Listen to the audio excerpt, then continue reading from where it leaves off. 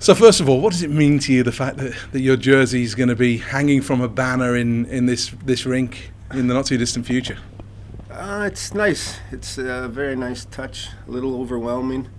I was kind of hoping it would just slide under the radar and be done, but the kids are excited about it, my little kids, and so I think closer to the date it'll sink in a little more, Seth. Do you remember the first day that you wandered through the doors here? I do.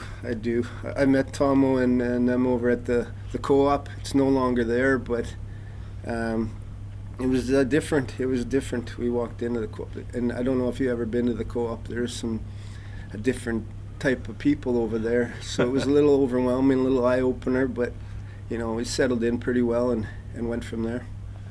Why was this such a great place for you to play? That's a good question.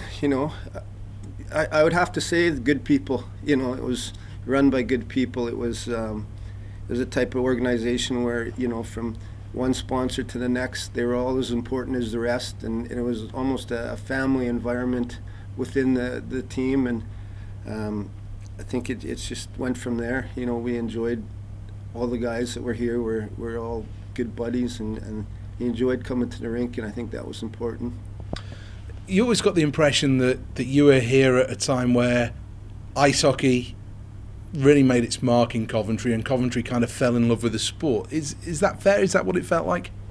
Yeah, definitely, because you'd go every night, and they'd be lined up out the door to get here. They'd be wrapped around the rink. They'd be hanging from the rafters. It was a pretty good time, and I haven't been to many games lately, but I'm not sure the atmosphere is even close to what it used to be. But it was pretty good. You played on some pretty special teams. That Grand Slam team, what was its main characteristic, do you think?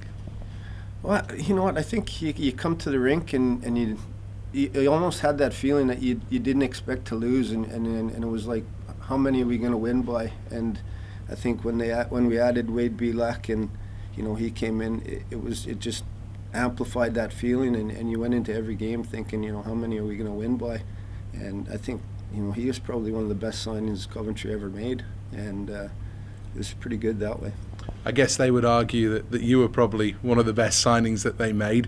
They were making fun of you a little bit earlier on, talking about your skinny little wrists and your big powerful shot. Where does that come from?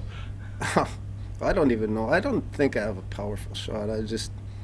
You shoot the puck and you shoot to score, but I'm no doubt I was skinnier than the other guys, but skinnier than Payet, skinnier than but I don't know. I'm glad they could make some fun of it.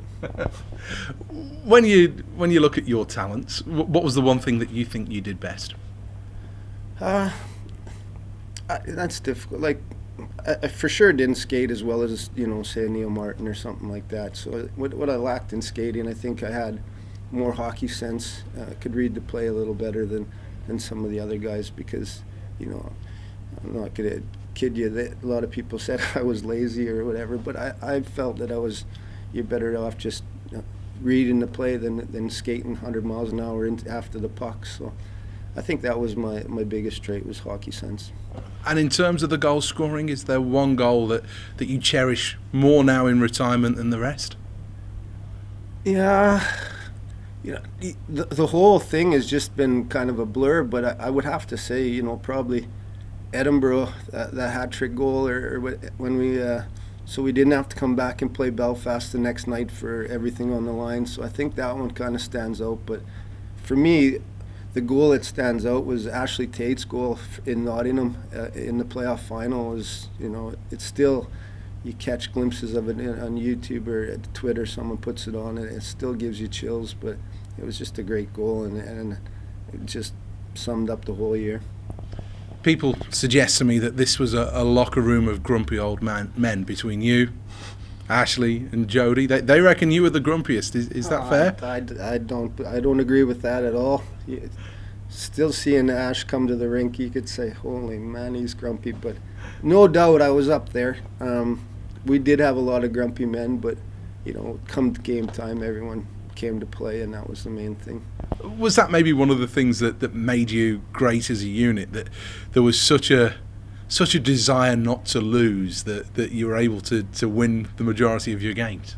I think so. I think because you didn't have one guy that stood out as a leader. You had a whole locker room of guys that, were all, like you said, grumpy old men and all, but they all came to the rink and got it done. And if, a guy like DC, you knew he was coming to play every night, but if someone didn't come to play, you knew someone else was stepping up, and it was a good, and I think a lot of the teams down the road, you don't see that anymore. I'm sure you can't recruit a whole team of grumpy guys anymore, but it'd be probably worth trying.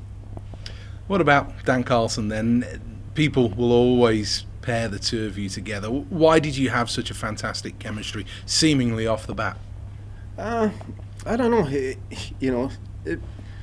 It's easy to play with a guy who comes to the rink and works hard every night and is the best player on the ice. You get guys now who are best players on the team who probably aren't the best player on the ice every night, but with DC you knew every night what you were getting from him, and I think it's easy to play with that. It's the guys who don't show up every night trying to play with them and trying to figure that out. So I think that was the easiest part, because you knew with DC he was coming every night and you knew what you'd get with him.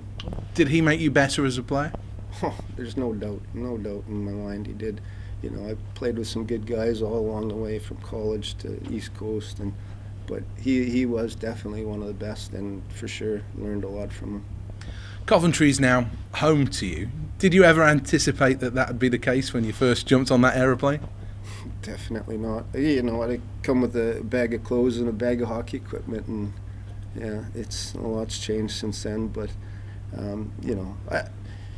it's nice. I enjoy it here. The people are great. You could still come to the rink now, I don't know how many years on, 4 or 5 years on, and have a great chat about all the old times and that. So it's good. It's although it's a big town, it's such a small town environment, I think. Like, you can go to the IKEA and bump into someone, or you can go to Costco and you're bumping into someone, so it's nice. And do you think that this was, I don't want to say the making of you as a hockey player, but you'd already had some success before you came here, but did this maybe get you at your very, very best? Yeah, I think definitely. I think I had some of my best years here. Points-wise, I saw the write-up that Andy did, and I thought some of it was embellished. There was so many stats I had no idea about, but I think a lot of that, it was more about team success for me, and the personal accolades, they come along with it, of course, but, I definitely had some good years here, and points-wise, it was, much better than some of my other years.